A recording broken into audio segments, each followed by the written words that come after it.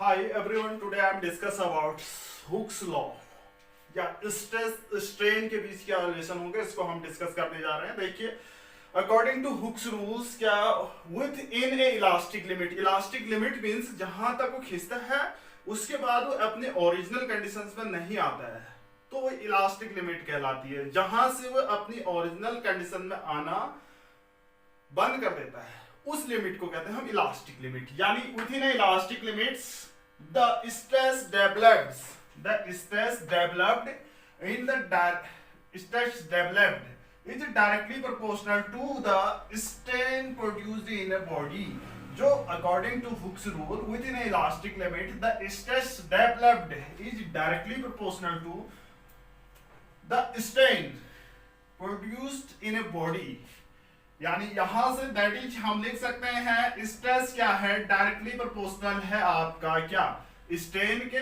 यानी stress is equal to आ गया आपका E इंटू स्ट्रेन्स, यानी E के इक्वल टू क्या आ गया स्ट्रेस अपॉन स्ट्रेन्स। तो वहां पर E क्या है, एक प्रोपोर्शनलिटी कांस्टेंट है जिसे हम कहते हैं मॉडुलस ऑफ इलास्टिसिटी। क्या कहेंगे E को हम, modulus of elasticity of the material. उस मटेरियल या उस बॉडी की बात कर रहे हैं जो क्या गिर रही है, स्ट्रेस और स्ट्रेन जिसमें हो रहा है। स्ट्रेस मींस एक टाइप का फोर्स हुआ, लोड हुआ। तो अब हम स्ट्रेस स्ट्रेन कर्व ड्रॉ करते हैं। देखिए, अगर हम बात करते हैं कि अगर कोई बॉडी है उसको लटका रखी है हमने इस वायर से, अगर इसमें हम वेट क्या कर रहे हैं, m मास की बॉडी है, इसको वेट लोड दे रहे हैं। लोड दे रहे हैं मींस स्ट्रेस दे रहे हैं, स्ट्रेस दे रहे हैं मींस ये खींचेगी, आपकी स्प्रिंग है ये क्या है आपकी खींचेगी नीचे की ओर, क्या होगी, लोड दे रखा है खींचेगी। तो इस दौरान स्ट्रेस और स्ट्रेन में क्या कर्व होगा, स्ट्रेस और स्ट्रेन में कर्व ड्रॉ किया गया है। जैसे ही हम किसी बॉडी पर क्या करते हैं, लोड अप्लाई करते हैं, लोड मींस स्ट्रेस अप्लाई करते हैं, तो वो क्या आता है उसमें स्ट्रेन आते जाता है।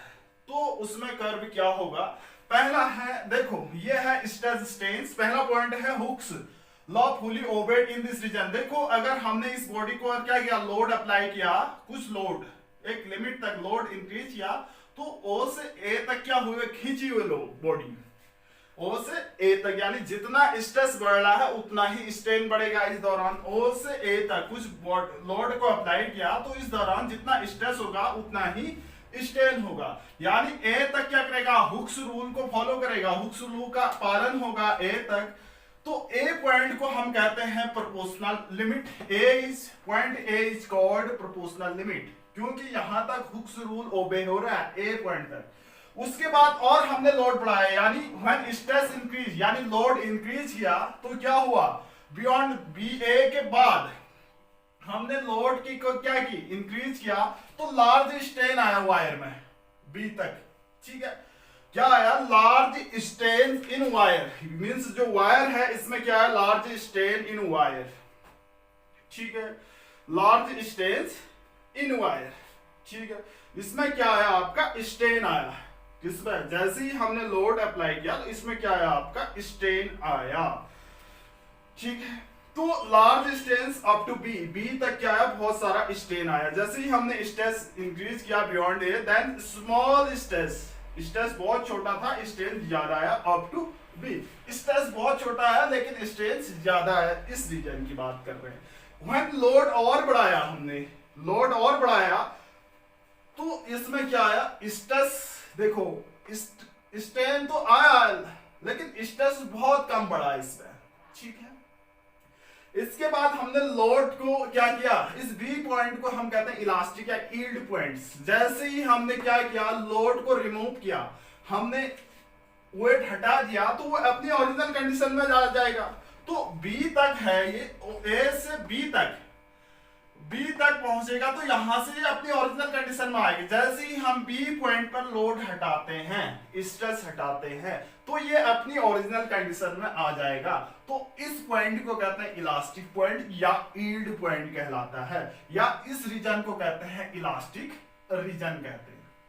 क्या किया, जैसे ही हमने B पॉइंट पर लोड हटाया, स्ट्रेस हटाया, तो वो अपनी ओरिजिनल कंडीशन में आ गया। यानी B पॉइंट पर से भी यहां तक हुक्स रूल फॉलो कर रहा है, यहां पर अपनी इलास्टिक कंडीशन में रिटर्न हो रहा है B पॉइंट से। इस पॉइंट को कहते हैं इलास्टिक पॉइंट या यील्ड पॉइंट कहते हैं। ठीक है, इलास्टिक पॉइंट, यील्ड पॉइंट। जैसे ही हम लोड को इंक्रीज करते हैं, लोड को क्या करते हैं, इंक्रीज करेंगे, तो क्या होगा, लोड को इंक्रीज करेंगे तो क्या होगा,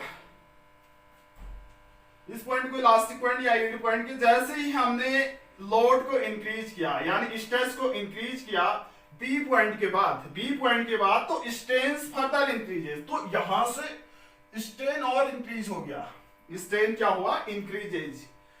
ठीक है, बीसी पार्ट में स्ट्रेन क्या हो गया आपका, इंक्रीजेज होगा। Now if load is removed, तो सी पॉइंट पर हम लोड को हटा देते हैं, वेट को हटा देंगे तो वही क्या होगी, अपनी ओरिजिनल कंडीशन में रिटर्न्स नहीं आएगी। तो यहां पर इस पॉइंट से हम लोड हटाएंगे, लोड इंक्रीज करेंगे सी तक खींची हुई, सी के खींचने के बाद हमने लोड को हटा दिया, लोड को हटाया तो क्या होगा, यहाँ पर लोड को हटा देंगे तो ये बॉडी अपनी ओरिजिनल कंडीशन में नहीं आएगी उस टाइम। तो सी को हमने क्या कहा, सी पॉइंट तक तो ये अपने इलाज उसमें नहीं आएगा, ओरिजिनल कंडीशन में नहीं आएगा, तो उसकी लेंथ जितनी खींच गई है उतनी ही रहेगी, अपनी ओरिजिनल कंडीशन में नहीं आएगा। वो क्या हो गया आपकी increases length, wire is permanent हो जाएगी वो लेंथ।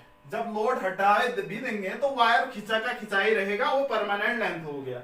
हम कह सकते हैं in other words there is a strain आ जाता है, इसमें क्या आता है आपका, स्ट्रेन आ जाता है। तो परमानेंट स्ट्रेन जो होता है आपका is equal to O dash के इक्वल हो जाता है। देखो ये परमानेंट स्ट्रेन जो आ जाता है आपका ओ डैश के इक्वल आता है, कब, जब आपका स्ट्रेस क्या होता है, जीरो होता है। ओ डैश के बराबर क्या आता है, परमानेंट स्ट्रेन आता है, इस टाइम स्ट्रेस कितना होता है आपका, जीरो होगा। नेक्स्ट पॉइंट, इसके बाद और हम सी पॉइंट के बाद जैसे ही हम लोड को इंक्रीज करते हैं, there is large stage, C point के बाद जैसे ही हम क्या करते हैं, लोड को इंक्रीज करते हैं, स्ट्रेस इंक्रीज करते हैं, तो बहुत बड़ा स्ट्रेन मिलता है हमें। ठीक है, the large increases in stress for small stress. देखो इस दौरान बहुत छोटा सा स्ट्रेस होता है, लगभग और बहुत ज्यादा स्ट्रेस मिलता है। Small stress represented by CD, CD की बात करते हैं, represented by CD part of the curve, the wire breaks at point D. उसके बाद और लोड इंक्रीज करेंगे, यहां पर वायर टूट जाएगी आपकी, breaks at D which is known as fracture points. इस पॉइंट को हम कहते हैं, जो डी पॉइंट है आपका, ये क्या कहलाएगा आपका, फ्रैक्चर पॉइंट कहते हैं। Now the stress beyond the C, large stress in the wire, small stress in CD, wire breaks point D is called fracture point. D क्या कहलाएगा आपका, फ्रैक्चर पॉइंट कहलाएगा। The material wire from C to point D allowed plastic, C से D तक का जो material है इस पॉइंट के बीच, वो प्लास्टिक बिहेवियर क्या करेगा, शो करेगा, प्लास्टिक बिहेवियर शो करेगा, या प्लास्टिक डिफॉर्मेशंस कहते हैं इसको, और plastic deformations. The stress needed to cause of actually fracture the material is known as breaking stress, breaking stress and fracture point कहलाता है आपका। ये तो है स्ट्रेस स्ट्रेन कर्व, और हुक्स रूल है। हुक्स रूल के अकॉर्डिंग स्ट्रेस जो होता है आपका डायरेक्टली प्रोपोर्शनल होता है स्ट्रेन के।